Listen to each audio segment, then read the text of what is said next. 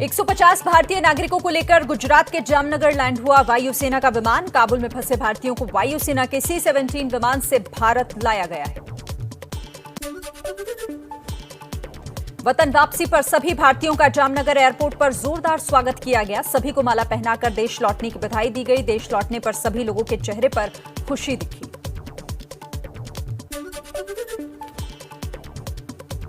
काबुल से लौटे भारतीयों में 100 आईटीबीपी के जवान शामिल हैं। आम नागरिकों के साथ आईटीबीपी जवानों को भी वायुसेना के विमान से भारत लाया गया है। भारत लौटा वायुसेना का विमान दोपहर 1 बजे गाजियाबाद के हिंडन एयरबेस के लिए रवाना होगा। यात्रियों के एयरलिफ्ट करने के लिए हिंडन में तैनात किए गए हेलीकॉप्टर।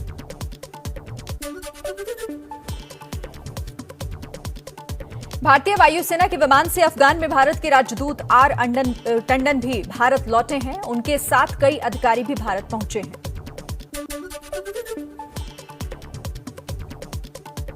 अफगानिस्तान में फंसे भारतीयों को लाने के लिए एक और विमान काबुल भेजा जाएगा। सूत्रों के हवाले से खबर, काबुल में फंसे सभी भारतीयों के संपर्क में है भारत सरकार।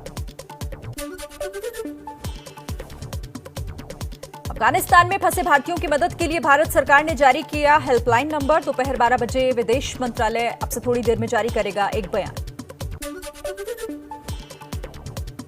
अफगानिस्तान संकट को लेकर भारत के राष्ट्रीय सुरक्षा सलाहकार अजीत डोभाल ने अमेरिकी एनएसए जैक सुलिवन से बात की। उन्होंने काबुल के हालात पर चिंता जताई है। अफगानिस्तान में फंसे भारतीयों के दर्द की तस्वीरें सामने आई। हाथ जोड़कर प्रधानमंत्री से लगाई मदद की गुहार। अफगानिस्तान में पल पल बदलते हालात के बीच गृह मंत्रालय ने अपने वीजा नियमों में बदलाव किया है। सरकार ने इलेक्ट्रॉनिक वीजा के लिए एक नई कैटेगरी बनाई है। अब अफगानी नागरिक इमरजेंसी वीजा के लिए अप्लाई कर सकेंगे।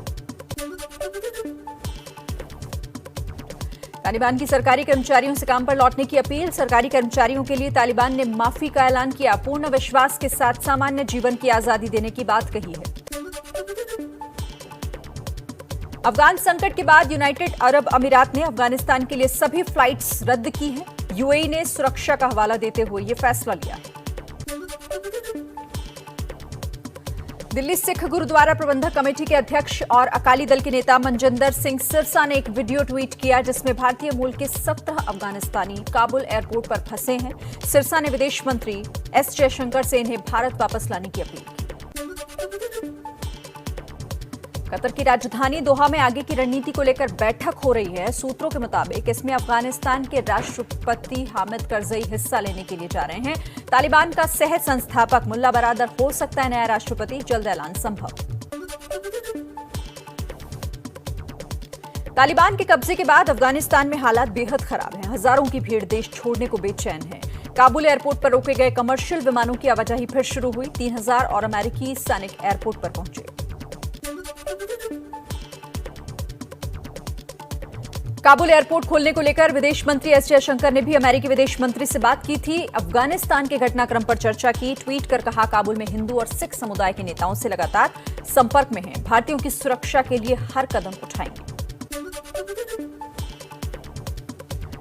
भारतीय वायुसेना का सिर्फ एक विमान C-17 ग्लोबमास्टर कुछ भारतीयों को लेकर काबुल से लौटा है। कई अधिकारी और नागरिक अभी भी वहां फंसे हैं। सुरक्षित निकालने की कोशिशें जारी हैं।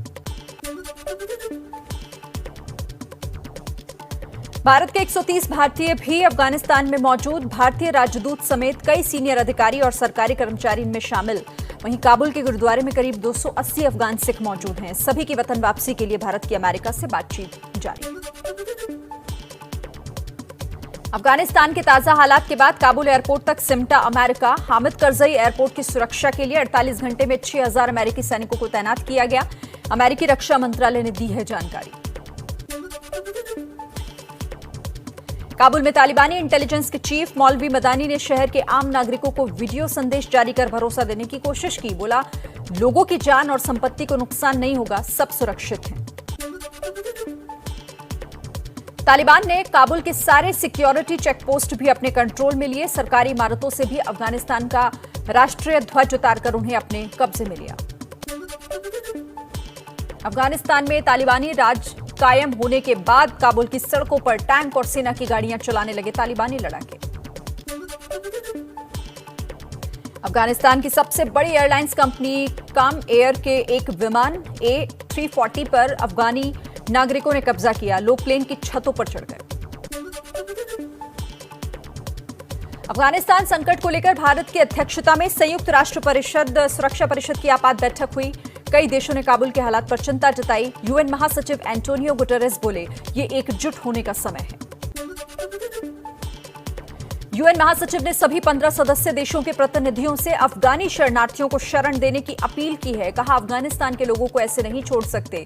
सभी देश अपनी सीमाएं खोलें। यूएनएससी की बैठक में भारत ने कहा, आतंकवाद के खिलाफ जीरो टॉलरेंस हो ताकि अफगान क्षेत्र का उपयोग किसी अन्य देश पर हमला करने के लिए ना हो सके।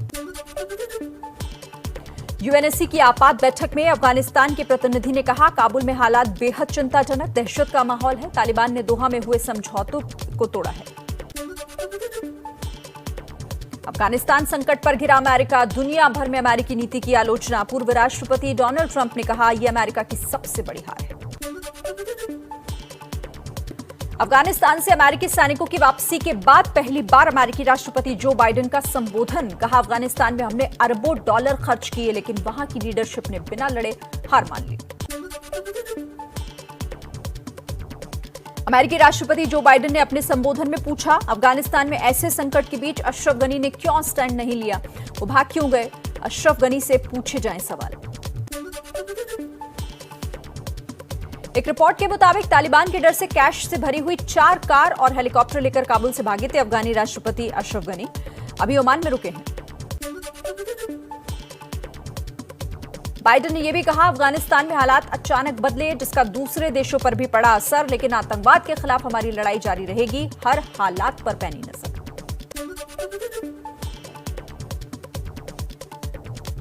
अफगानिस्तान में अमेरिकी सेना और जोखिम नहीं उठा सकती थी। अमेरिका ने कहा कि कई सैनिकों के परिवार ने अपनों को खोया है। उम्मीद है कि वहां पर हालात फिर से बेहतर होंगे। बाइडेन के मुताबिक अमेरिका के पास 2 विकल्प थे। पहला, तालिबान से हुआ समझौता लागू करते और फोर्स वापस बुलाते। दूसरा, कई हजार सैनिक और वहां भेजते, जंग जारी रहती।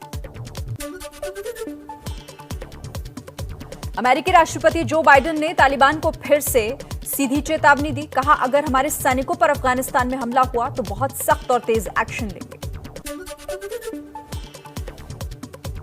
अमेरिकी राष्ट्रपति जो बाइडेन ने पूर्व राष्ट्रपति ट्रंप पर तंज किया। अफगानिस्तान में हमें स्पष्ट मकसद के साथ गए थे, अलकायदा का सफाया। हमारा मिशन राष्ट्र निर्माण नहीं था। अफगानिस्तान पर तालिबान के कब्जे के बाद अमेरिका में भड़का लोगों का गुस्सा। वॉशिंगटन में प्रदर्शन। राष्ट्रपति जो बाइडेन पर लगाया अफगानी नागरिकों से धोखे का आरोप। अफगानिस्तान पर दोबारा तालिबानी कब्जे के बाद रूसी राष्ट्रपति व्लादिमीर पुतिन का आया बयान। कहा, अफगानिस्तान के मौजूदा हालात अमेरिकी बदइंतजामी का नतीजा है। ब्रिटेन ने कहा, अफगानिस्तान पर तालिबान का कब्जा अंतर्राष्ट्रीय समुदाय की बड़ी विफलता। हम अपनी सेना वहां से वापस नहीं बुलाएंगे। अमेरिका ने काबुल में अपना दूतावास खाली कराया। जर्मनी ने अपने नागरिक लाने के लिए काबुल भेजा सैन्य विमान। फ्रांस ने भी अपने नागरिकों को वापस बुलाने के आदेश दिए। अपनी छवि बदलने की कोशिश में जुटे तालिबानी। काबुल के गुरुद्वारे में जाकर तालिबानी नेताओं ने सिख और हिंदू परिवारों को सुरक्षा का भरोसा दिया। मनजिंदर सिंह सिरसा ने ट्वीट कर जारी की तस्वीरें। अफगानिस्तान में बुरके की दुकानों पर भीड़ बढ़ी। काबुल पर तालिबान के कब्जे के बाद खौफ में हैं महिलाएं। महिलाओं को डर है कि बुरका ना पहनने पर उनकी हत्या कर देंगे आतंकी। अफगानिस्तान के हालात पर बातचीत के लिए पाकिस्तान पहुंचे अफगानिस्तान के नेता। पाकिस्तान के विदेश मंत्री शाह महमूद कुरैशी ने इस्लामाबाद एयरपोर्ट पर सभी को रिसीव किया। खुलकर सामने आया पाकिस्तान का तालिबान प्रेम। तालिबान का समर्थन करते दिखाई दिए पीएम इमरान खान। बोले, अफगान लोगों ने तोड़ी गुलामी की जंजीरें। अफगानिस्तान के तालिबान शासन को मान्यता देगा चीन। मौजूदा हालात पर बयान देते हुए कहा, अफगानिस्तान के तालिबान के साथ मैत्रीपूर्ण संबंध बनाने के लिए हम तैयार हैं। अफगानिस्तान क्रिकेट बोर्ड का बयान। खिलाड़ियों के परिवार वाले सुरक्षित। खिलाड़ी T20 वर्ल्ड कप और IPL में खेलेंगे। बड़ी संख्या में अफगानी लोग भारत पहुंच रहे हैं। लाजपत नगर की कस्तूरबा कॉलोनी में बड़ी संख्या में अफगानी रहते हैं। इस इलाके में कई दुकानों में मिलता है अफगानी खाना। अफगानिस्तान पर तालिबान के कब्जे के बाद भारत में प्रभावित हुआ ड्राई फ्रूट का कारोबार। जम्मू में ड्राई फ्रूट के दाम बढ़े। पैरालंपिक खिलाड़ियों ने की प्रधानमंत्री से मुलाकात। 24 अगस्त से ओलंपिक खेलने जाएगी भारतीय टीम के खिलाड़ी। इस बार पैरा ओलंपिक में 9 अलग अलग खेलों में 54 भारतीय एथलीट हिस्सा ले रहे हैं। टोक्यो में 24 अगस्त से शुरू होने वाला पैरालंपिक खेल 5 सितंबर तक चलेगा। कल पीएम से मुलाकात के बाद आज अपने गृह जिले पानीपत लौटे Olympic gold medallist Neeraj Chopra गांव के रास्ते में जोरदार स्वागत किया गया। पेगासस जासूसी मामले पर आज भी सुप्रीम कोर्ट में सुनवाई शुरू। कल सुनवाई के दौरान सरकार ने जासूसी के आरोपों को निराधार बताया था। पेगासस जासूसी कांड पर केंद्र ने कल सुप्रीम कोर्ट में 2 पन्नों का हलफनामा दाखिल किया, जिसमें जासूसी के आरोपों का खंडन किया। कहा, पेगासस मामले की जांच के लिए निष्पक्ष विशेषज्ञों की एक कमेटी बनाएंगे। यूपी के देवबंद में एटीएस का कमांडो सेंटर बनाएगी योगी सरकार। कमांडो सेंटर के लिए सरकार ने अलॉट किए हैं 2000 वर्ग मीटर जमीन। यूपी के मुजफ्फरनगर में बीजेपी विधायक उमेश मलिक का एक वीडियो वायरल हो रहा है। 14 अगस्त को विधायक की गाड़ी पर हुआ था हमला। हमले से पहले के इस वीडियो में हमले की आशंका जताते हुए भारतीय किसान यूनियन पर आरोप लगा रहे हैं बीजेपी विधायक। मुंबई में मिट्टी से सोना बनाने वाला एक चोर गिरोह का पर्दाफाश हुआ है। कार से साइलेंसर चुराकर उसकी मिट्टी निकालते थे। मिट्टी को गलाकर प्लेटिनम से सफेद सोना करते थे तैयार। पुलिस ने 3 आरोपियों को गिरफ्तार किया। राजस्थान के अजमेर में ट्रक ट्रेलर हादसे का शिकार। टक्कर के बाद ट्रेलर में आग लगी, 4 लोग जिंदा जले। हिमाचल के धर्मशाला में 6 पंचायतों के लोगों ने सिर मुंडवाकर प्रदर्शन किया। लोग गांव में लंबे समय से सड़क बनवाने की मांग कर रहे हैं। Most wanted don Dawood Ibrahim के भतीजे रिजवान कासकर ने अपनी जमानत के लिए हाईकोर्ट का दरवाजा खटखटाया। रिजवान ने कहा, गलत और फर्जी मामले में गिरफ्तारी हुई है।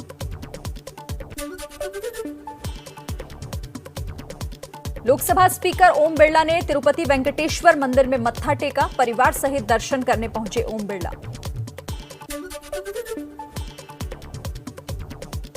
राहुल गांधी के केरल दौरे का दूसरा दिन। आज करासेरी पंचायत किसान दिवस कार्यक्रम का उद्घाटन करेंगे। मल्लापुरम में गांधी भवन के वृद्धाश्रम के लोगों के साथ लंच का भी कार्यक्रम। कार्यकर्ताओं से भी मिलेंगे।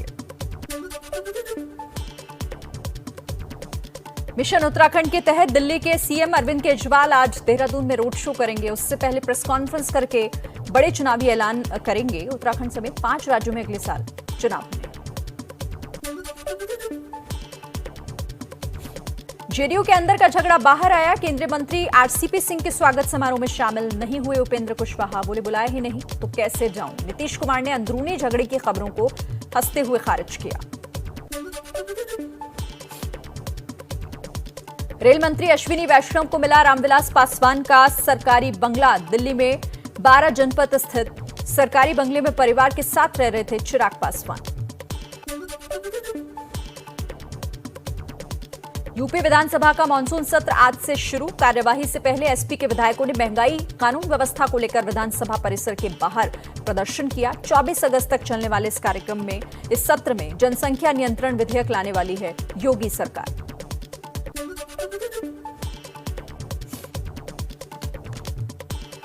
देश में कोरोना के नए मामलों में उतार चढ़ाव जारी। 24 घंटे में 25,166 नए मामले सामने आए। अब तक 55 करोड़ से ज्यादा वैक्सीन की डोज लोगों को लगाई गई। महाराष्ट्र में कोरोना के डेल्टा प्लस वेरिएंट से संक्रमण के 10 नए मामले सामने आए। प्रदेश में डेल्टा प्लस से संक्रमित मरीजों की संख्या बढ़कर 76 हुई। अब तक इस वेरिएंट से 5 की मौत हो चुकी है। केरल दौरे पर केंद्रीय स्वास्थ्य मंत्री मनसुख मंडाविया संक्रमण के बढ़ते मामलों की समीक्षा की। 267 करोड़ रुपए का कोविड राहत पैकेज जारी किया। हर जिले को स्वास्थ्य सुविधा बढ़ाने के लिए दिए जाएंगे 1 करोड़ रुपए। कोरोना की रैपिड एंटीजन टेस्ट किट के निर्यात पर केंद्र सरकार ने पाबंदी लगाई। अब निर्यात करने के लिए लाइसेंस लेना होगा। जम्मू कश्मीर के हंदवाड़ा में आतंकियों ने सुरक्षा बलों पर ग्रेनेड से अटैक किया। एक जवान घायल, इलाके को घेर कर सर्च ऑपरेशन जारी। पंजाब पुलिस ने अमृतसर से 2 आतंकियों को गिरफ्तार किया। हथियार भी बरामद। दोनों ब्रिटेन में रह रहे खालिस्तानी आतंकी के संपर्क में थे। जम्मू में अंतर्राष्ट्रीय सीमा पर फिर दिखा संदिग्ध ड्रोन। करीब 15 मिनट तक कानाचक सेक्टर में स्वागिनी गांव के ऊपर आसमान में मंडराता रहा। सुरक्षा एजेंसियां जांच में जुटी। मुंबई से लगे महाराष्ट्र के पालघर में बीजेपी की जन आशीर्वाद यात्रा के दौरान नेताओं और कार्यकर्ताओं के डांस का वीडियो वायरल। केंद्रीय मंत्री भारती पवार और विपक्ष के नेता प्रवीण दारेकर भी यात्रा में शामिल।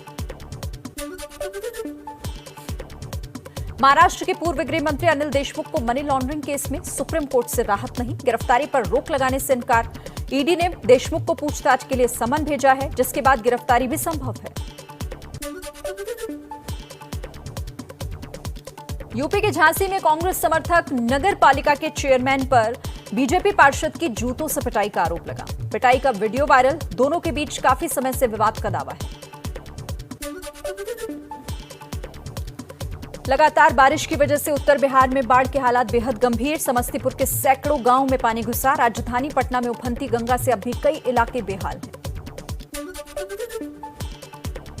पटना के जमालपुर गांव में बाढ़ के पानी को पार करते वक्त युवक की डूबकर मौत। 2 लोगों ने तैरकर जान बचाने की कोशिश की, लेकिन बचा नहीं पाए। बाद में युवक का शव निकाला गया। मुजफ्फरपुर के मुख्य बाजार मोती झील में लोगों ने नाव चलाकर विरोध प्रदर्शन किया। कई दिन से डूबा है इलाका। लोगों का आरोप, हर साल ऐसा जल जमाव, लेकिन नगर निगम के कानों पर जूं तक नहीं रेंगती। वैशाली में तेरसिया के राहत कैंप में पहुंचे केंद्रीय गृह राज्य मंत्री नित्यानंद राय को बाढ़ पीड़ितों ने घेरा। बदहाली की शिकायत की तो बिफरे मंत्री। सुरक्षा कर्मियों ने भी तब वीडियो बनाने से रोकने की कोशिश की। बिहार में बाढ़ से लोगों की मुश्किलें लगातार बढ़ रही हैं। कैमूर में कर्मनाशा, धर्मावती और गोरिया नदी उफान से बह रही हैं। नदी का जलस्तर बढ़ने से आसपास के इलाके जलमग्न हैं। राजस्थान के बारां में अंधेरी नदी में हादसा। नहाते वक्त 2 युवक नदी में डूबे। एसडीआरएफ की टीम दोनों युवकों की तलाश कर रही है। जयपुर में एक अस्पताल के बेड पर उछल कूद करते हुए बंदर की तस्वीरें वायरल। इस दौरान घायल हुआ बंदर तो डॉक्टर के कंधे पर चढ़ा, जिसके बाद उसकी अंदर ले जाकर मरहम पट्टी भी की गई। उत्तर प्रदेश में आज पीजीटी यानी पोस्ट ग्रेजुएट टीचर पद की परीक्षा हो रही है। 47,000 अभ्यर्थी इसमें शामिल हो रहे हैं। 2,595 पदों के लिए ये परीक्षा है। सभी 75 जिलों में 2 दिनों तक परीक्षा होगी। जापान के हिरोशिमा में बारिश और बाढ़ ने तबाही मचाई। हादसों में अब तक 3 लोगों की मौत हो चुकी है। कई घायल हैं। कई गाड़ियां भी तबाह हो गई हैं। T20 वर्ल्ड कप की तारीख का ऐलान किया गया। 24 अक्टूबर को होगा भारत पाकिस्तान का मुकाबला। 14 नवंबर को होगा फाइनल मैच। लॉर्ड्स टेस्ट में भारत की ऐतिहासिक जीत। दूसरे टेस्ट मैच में इंग्लैंड को 151 रन से रौंदा। मोहम्मद सिराज ने 4 और ईशांत ने 3 विकेट झटके। 5 टेस्ट की सीरीज में भारत अब 1-0 से आगे।